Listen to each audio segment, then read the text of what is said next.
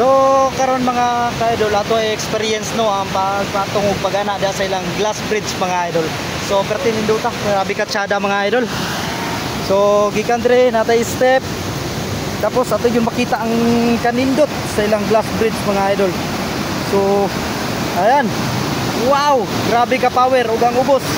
Imong makita ang nindot kayo nga sapa mga idol. Oh, ug dire na ang ilang falls na himutang mga idol no, ang Makati Falls. Wow, pagkatsada, pagka-power mga idol. Mao ni ang una nako nga nasa kana glass bridge in Mindanao mga idol. Oh, located lang ni dire mga idol sa pit ni mga idol. So ayan no. So ato yung itestingan kung unsa kanindot. So perte ka powerful mga idol, perte kanindot. Ug kita kay nato ang ubos na bahin. Kita niyo na tubig. Dahil sa pangaperte pagka-limpyuha mga idol. Pagka-power, pagka-nindot. Perte nindota. Yeah. Idol.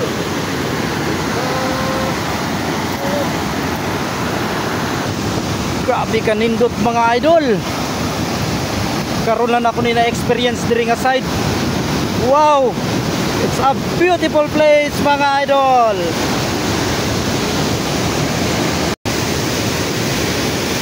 Wow!